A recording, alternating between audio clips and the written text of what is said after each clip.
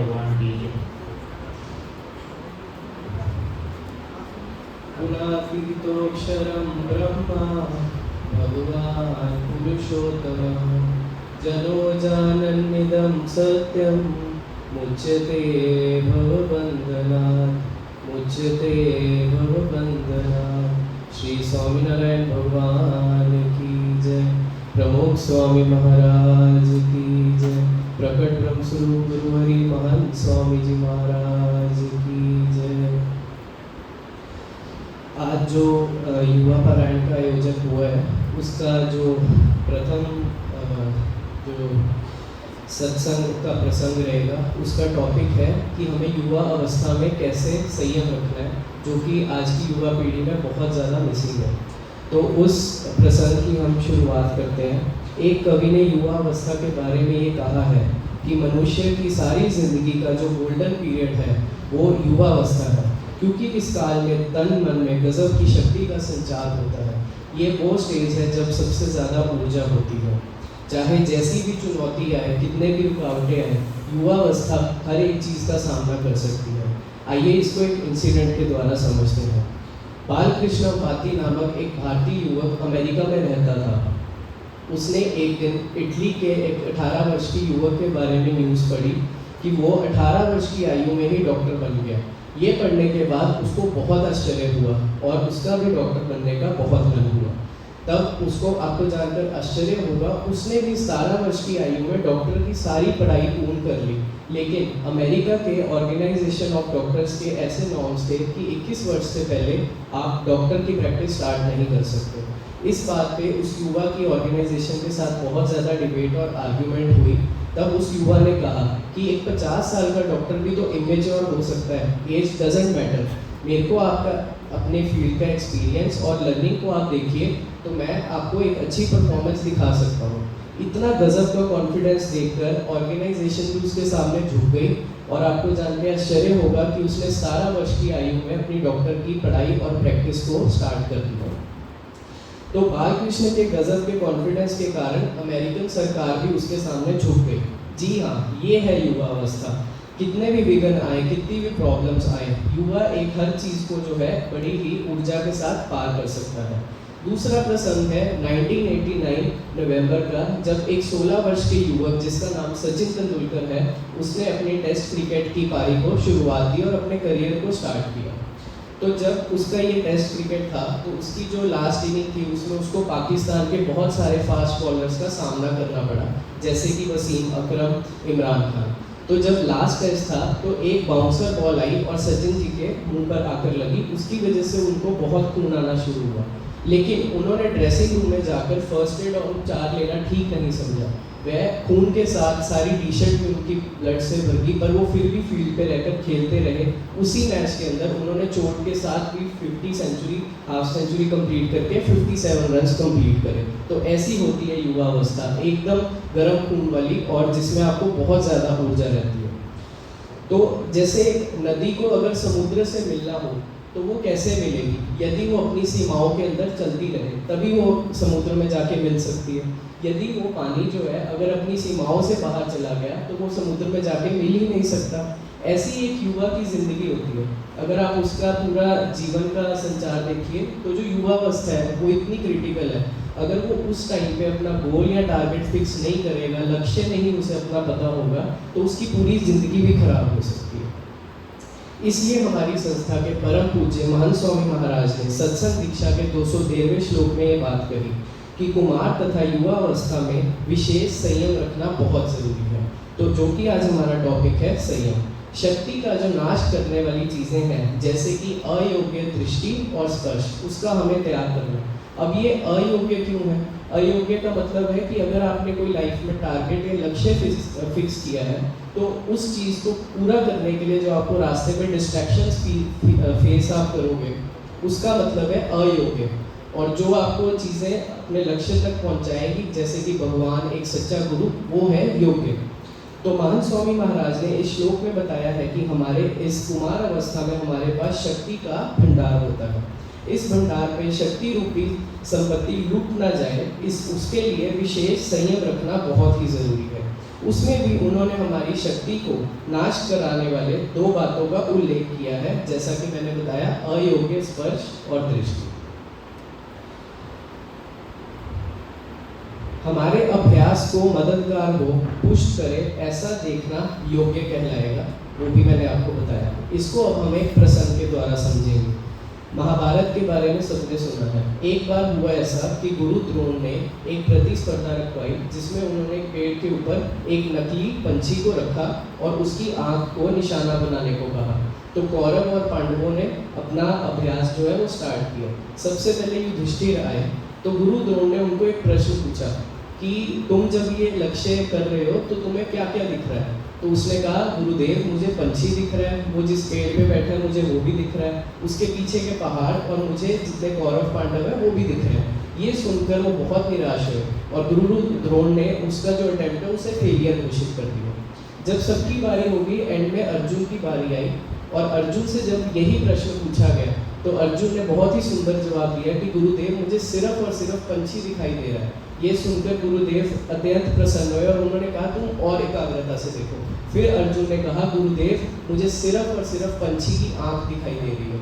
फिर उन्होंने कहा कि अब तुम अपना बाण चला दो, और वो जाके सीधा जो पंछी की आंख में लगा और गुरुदेव बहुत प्रसन्न हुए। इसलिए लक्ष्य सिद्धि के लिए हमारी नज़र लक्ष्य के सामने ज़रूर होनी चाहिए। लक्ष्य के अलावा जितना भी दिखाई दे वो हमारे लिए अयोग्य ही रहेगा, क्योंकि वो जो डिस्ट्रैक्शंस है वो हमें ये सक्सेस के पाथ से हटाती है।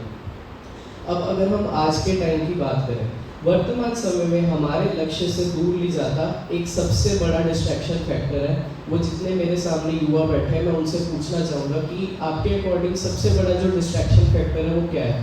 तो मेजॉरिटी का आंसर आएगा मोबाइल फ़ोन, इंटरनेट और सोशल मीडिया।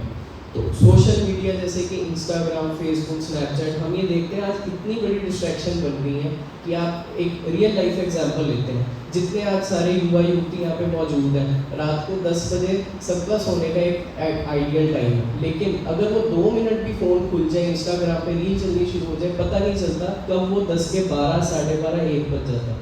उस टाइम बहुत अच्छा लगता है, पर अगर आप इसको डेली बेसिस पे देखो, हम अपने 2 से 3, 4, 5 घंटे हम डेली फ़ोन पे स्पेंड करके अपनी लाइफ का क्रिटिकल फेज जो है उसको वेस्ट कर रहे हैं। आज के इंटरनेट के युग में मोबाइल, इंटरनेट और सोशल मीडिया ने बहुत ज़्यादा अच्छा मुकाम हासिल किया है और बहुत तरक्की की है। इसके बारे में हमारे प्रधानमंत्री श्री नरेंद्र भाई मोदी ने भी पार्लियामेंट ऑफ अमेरिका में एक बहुत तारीफ की इंडियन आईटी सेक्टर की कि ये बहुत बूम पे है। लेकिन अगर कोई चीज़ बूम पे है तो उसको आप अपने विनाश के लिए भी तो उपयोग कर सकते हो, मतलब आप विनाश की तरफ भी जा सकते हो अगर किसी चीज़ का एक्सेस हो जाए। तो ये हमें बहुत ज़्यादा इस चीज़ का ध्यान रखना है कि अगर कोई चीज़ तरक्की की तरफ जा रही है तो वो आपको आपके विनाश की तरफ भी लेके जा सकती है अगर आप उसको गलत तरीके से उसका प्रयोग करो। कुमार अवस्था में चलना सीखती आज की युवा पीढ़ी विवेकहीन होकर मोबाइल, इंटरनेट के पीछे पागल हो गई है। इसलिए हमारी संस्था के प्रमुख स्वामी महाराज ने कहा, आधुनिकता विवेक से उपयोग करो तो आशीष है और अगर ना करो तो वो अभिशाप है। आइए इसको एक प्रसंग के द्वारा समझते हैं। दिनांक 13/7/2023 को अलवर राजस्थान में रहने वाला एक 8वीं कक्षा का युवक जो कि 14 वर्षीय था, उसकी माता ने पिछले 7 महीने में एक नया एंड्रॉयड फ़ोन लिया और उसको समर वेकेशन में अपने माता जी के फ़ोन में उसने पबजी, फ्री फायर जैसी गेम्स को डाउनलोड किया और उसे बहुत ज़्यादा लत लग गई।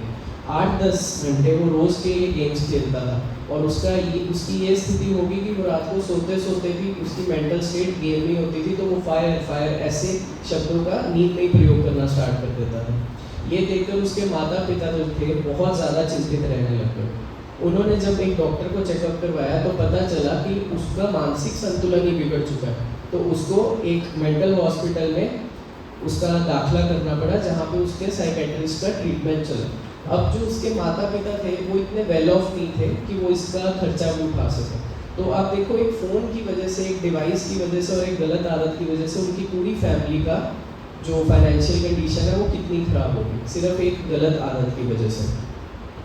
तो जैसे बीड़ी और सिगरेट और जो भी हमारी ये नशे वाली पदार्थ है, जैसे वो हमारे लिए एक एडिक्शन बन जाती है, उसी तरह से आज किशोर और युवा मोबाइल की एडिक्शन बन चुके हैं और इस व्यसन में अंधे युवक अपने माता पिता तक को बख्शते नहीं हैं। आज हम इतने इंसिडेंट सुनते हैं कि कितने सिटीज़ के अंदर ऐसे इंसिडेंट सुनने में आते हैं कि किसी युवा ने अपने पिता को मार दिया, माता को मार दिया, just because of the reason कि उन्होंने उनके ऊपर रिस्ट्रिक्शन लगाई कि तुम अब से फ़ोन नहीं चलाओगे, गेम कम खेलोगे। तो ऐसा ही एक रियल लाइफ इंसिडेंट हुआ सूरत में, जहाँ एक 40 वर्ष के पिता की डेड बॉडी उसके घर से मिली। तो जब सिविल हॉस्पिटल डेड बॉडी को लेके जाया गया, तब पता चला पोस्टमार्टम के बाद कि उसकी जो डेथ है वो मर्डर से हुई है और गला दबाने से हुई। तो जब पुलिस ने कार्रवाई की तो पता चला उसके अपने ही बेटे ने उसका गला दबा दिया ये बोलने पे कि तुम गेम आज के बाद गेम नहीं खेलोगे और तुम्हें फ़ोन नहीं मिलेगा। तो हम देखते हैं आज इतनी एडिक्शन हर चीज़ की बढ़ गई है कि बच्चे अपने माता पिता तक को नहीं छोड़ते, जिन्होंने उनको जन्म दिया, उनकी इतनी पढ़ाई का ध्यान रखा, उनको प्यार से बड़ा किया, उनको भी वो लोग नहीं छोड़ते। तो ये एडिक्शन जो है वो पूरे परिवार को भी ख़त्म कर सकती है, ऐसी है। फिर उसके मूल के उसके पुत्र की मोबाइल फ़ोन में गेम खेलने की लत लग गई थी, तो उस वजह से वो इस स्टेप तक पहुंच गया कि उसको अपने पिता को भी मारना पड़ा। तो मित्रों, मोबाइल के उपयोग में संयम के अभाव के कारण, उसके द्वारा देखे जाते दृश्य के कारण हम अभ्यास से तो सही परंतु हम अपने परिवारों से भी दूर होते जा रहे हैं। आज हम देखते हैं कि बच्चा अपने रूम में बैठा फ़ोन चलाता रहता है, लेकिन अपने माता पिता के पास बैठना ठीक नहीं समझता। उसको लगता है मेरे माता पिता क्या बात करेंगे, क्या करेंगे, मैं अपना फ़ोन चला के अपना टाइम पास करता हूँ। ये सारे प्रसंग सुनकर हमें मन में ये ज़रूर आता होगा कि इतनी हद तक हम सब थोड़ी जाएंगे, हम तो सत्संगी हैं। पर कभी आप सोच के देखना कि आपके माता पिता एक दिन के लिए अगर आपको फ़ोन के लिए मना करें, आपको बोले कि आपको इंटरनेट नहीं मिलेगा, तो आपके मन में भी ये विचार आएगा क्या ये मुझ पर भरोसा नहीं करते, मैं तो सत्संग में भी जाता हूँ। लेकिन यही स्टेज होती है जब आपके मन में ये विचार आए तो ये चीज़ें जो आपको है वो गलत तरफ लेके जाती हैं। तो वो हमारे लिए हमारा भला ही चाहते हैं, उनको क्या मतलब ज़रूरत है हमसे मोबाइल फ़ोन छीनने की अगर हम लिमिट में यूज़ करेंगे। तो ये कुछ प्रसंग थे जिससे हमें इसके बारे में आइडिया मिलता है। इसलिए महंत स्वामी महाराज ने अयोग्य दृश्य ना देखने की बात की है। और जितने भी हम ये ऐसे एक्शन सीन्स देखते हैं, हिंसात्मक सीन्स होते हैं और दृश्य जो कि अश्लील होते हैं, वो हमारे कैरेक्टर को भी बहुत ख़राब करते हैं। इसलिए महंत स्वामी महाराज ने सत्संग दीक्षा के 185 श्लोक में कहा है, धर्म और संस्कारों का नाश करने वाले अश्लील दृश्य जिसमें दिखाई देते हो, ऐसे चित्र या फिर ऐसी वीडियोस का हमें कदापि बिल्कुल नहीं देखनी चाहिए। और 188 श्लोक में कहते हैं, काम वासना उत्तेजित करने वाली बातें तथा गीत हमें कभी नहीं सुननी चाहिए और ऐसी पुस्तकें भी नहीं पढ़नी चाहिए। हमारे जितने भी ऋषि मुनि थे इतनी तपस्या करते थे और उनके जो ब्रह्मचर्य का लेवल था, आज हम सब वो देखते हैं, हमारी संस्था के भी संत हैं, वो कितना अपने आप को कंट्रोल में रखते हैं, ब्रह्मचर्य का पालन करते हैं और हम उनकी स्थिति का भी देखते हैं कि वो किस स्थिति पे आज। तो जो हमारे ऋषि मुनि भी थे वो भी यही बात कहते थे कि जितना आप ब्रह्मचर्य का पालन करोगे, अपने इंद्रियों में जितना कंट्रोल रखोगे, आपकी युवावस्था उतनी ज़्यादा अच्छी रहेगी। तो ये भी एक हम प्रसंग सुनते हैं स्वामी विवेकानंद जी का, सब उन्हें जानते हैं कि अंतिम जब उनका लास्ट का टाइम चल रहा था तो उनको एक बीमारी थी जिसकी वजह से उनको बहुत रिस्ट्रिक्शंस थी कि आपको पानी भी नमक वाला जो है नहीं पीना, मतलब बहुत रिस्ट्रिक्शंस थी। तो उस टाइम पे उनको लगा कि अब मेरी अंतिम अवस्था चल रही है, तो उन्होंने एनसाइक्लोपीडिया ब्रिटानिका पढ़ना स्टार्ट किया जिसके 25 ग्रंथ हैं। तो वो 10 ग्रंथ पढ़ चुके थे। तभी उनके एक शिष्य थे शरद चंद्र, उनको ये बहुत आश्चर्य हुआ देख के कि 25 ग्रंथ कोई पढ़ रहा है तो उसको याद कैसे रह सकते हैं। तो विवेकानंद स्वामी ने कहा कि मैं तुम्हें चुनौती देता हूँ कि मैंने जितने 10 ग्रंथ पढ़े हैं उसमें से तुम मुझे कुछ भी पूछ लो, मैं उसका वैसा ही उत्तर दूंगा जैसा उस ग्रंथ में मेंशन है। तो उसने ये चैलेंज को एक्सेप्ट किया, उसने अपने ही गुरु को वो 10 ग्रंथ में से प्रश्न पूछे और आश्चर्य से वो एकदम चौंक गया जब हर एक प्रश्न का जो उत्तर है वो एग्जैक्टली वैसा ही निकला जैसे उन 10 ग्रंथ में है। तो विवेकानंद जी कहते हैं उसमें कोई आश्चर्य की बात नहीं है, मनुष्य यदि ब्रह्मचर्य का सख्ती से पालन करे तो एक बार भी पढ़ा या सुना हो वह याद रह सकता है, फिर चाहे भले वह कई वर्षों पहले ही क्यों ना पढ़ा गया हो। ब्रह्मचर्य के अभाव के कारण तो हम प्रजा के रूप में बल और बुद्धि में दिन प्रतिदिन निर्बल होते जा रहे हैं और हमारी ह्यूमैनिटी भी खत्म होती जा रही है। आज हम देखते हैं कि जो 25 से 30 वर्ष पहले का माहौल होता था, तब ये अश्लील फिल्म जो है वो मिलनी बहुत मुश्किल होती थी। लेकिन आज इंटरनेट और मोबाइल के चलते ये सब कुछ बहुत इजीली अवेलेबल हो गया है और हमारी युवा पीढ़ी को ये बहुत ज़्यादा नुकसान पहुंचा रहा है। तो अब ये जो आगे का प्रसंग है इस टॉपिक के ऊपर, वो अब हम कंटिन्यू करेंगे। माननीय संजीव खन्ना जी जो है वो इस टॉपिक को कंटिन्यू करेंगे। मैं अब अपनी वाणी को विराम देता हूँ। आज के दिन हम प्रमुख स्वामी महाराज, महंत स्वामी महाराज और हमारे भगवान स्वामीनारायण के चरणों में प्रार्थना करें कि वो हमें इतनी बल, बुद्धि और शक्ति दें कि हम ये जितनी भी ऐसी बुरी आदतें हैं उनको छोड़ सकें और अपनी युवा अवस्था का अच्छे से उपयोग कर सकें। ऐसी उनके श्री चरणों में कोटि कोटि प्रार्थना। जय स्वामी।